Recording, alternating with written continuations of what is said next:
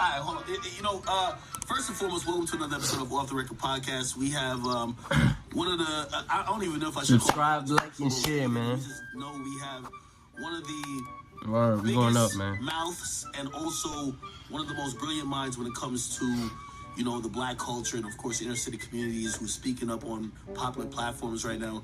A lot of people know you from the YouTube platform, giving just the raw, unfiltered, unadulterated truth about what we're seeing, whether you were speaking about things that I had nothing to do with, or even when you were speaking about me, even if I didn't like it, I respected the fact that it was coming from a unbiased and a honest place. And you don't have to agree with everything that's said about you, but you don't want it to come from a place where people are trying to, purport or distort you to be something else. So I've always respected you as that. 100, Tekashi 6ix9ine, we're all sitting around the table. A lot of other people that were surrounding, people that you came with, people that Tekashi came with, of course, Wack was here and myself. And that was internet viral history, but it was a cross-section of everything. It was a cross-section between what internet saw as culture and music. It was a cross-section between the streets and also street politics. It was a cross-section between so many different things, and I felt fortunate to be able to somewhat moderate it, and I'm so glad to have you back here because you're here with a whole cast of characters who have lived these experiences. I'm sure you're going to introduce us to everyone here.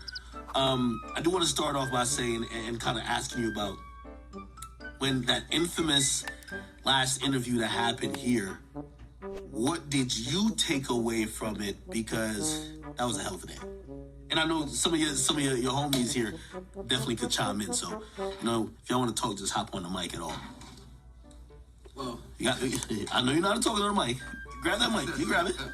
The last interview we had was kind of crazy because it left me with a lot of thoughts, right? Because under one breath, I was like, okay, this was epic.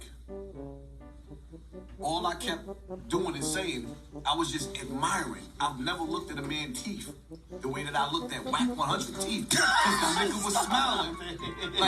He was smiling, and all I kept saying was like, yo, how can I get my teeth to look like this nigga's teeth? He was like, yeah, I spent the grip on these teeth. And I'm like, yo, and that was the vibe was like. Would y'all get y'all teeth done? I'll get them shit done, bro. I ain't gonna lie. It was like I really felt like, yo, it's gonna be a good thing. We gonna move forward and we gonna do some things together. Next day, the nigga on the internet talking about, I told that nigga he got F by Bam. Like, nigga, if he would have said that to me, in front of my face, on camera or not on camera, he would have died on that camera. Bro, you not like that, bro. Off the rip, bro, you not like that. His hand being... That's what I'm thinking too. You see what I'm saying? It wasn't that kind of environment. Like, listen, I'm saying, all of us, we got legal shooters with us. FBI, we don't carry guns. We got legal shooters. So our legal shooters would have legally tore his ass up in this room if it would have been a problem. Yeah. So, the narrative went out. Bro, I'll give this nigga Hassan Campbell a fucking wedgie, bro. Big facts. He not like that, bro. I don't want to be in the middle of these. He look like he'll do something. You know what I'm saying? Now it's going to be a war that's Hassan too loud, bro. And I didn't bring nobody here to start a war. So I got to be some type of the arbiter of truth. I've still maintained this. I've told Wack to his face, and I've always said this. I don't believe there was any inclination, anything in the air that said there is a threat of violence, whether to you or to him. I think we're having a good conversation. He, of course, says that, because I'm not from the street, I didn't get it.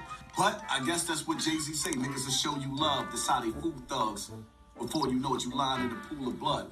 When he was in our presence, he wasn't that West Coast Wack 100 that was sitting in Brooklyn acting like he was looking for Mano. He was not that. But then even after the fact, he did not show up on K. Slade's funeral.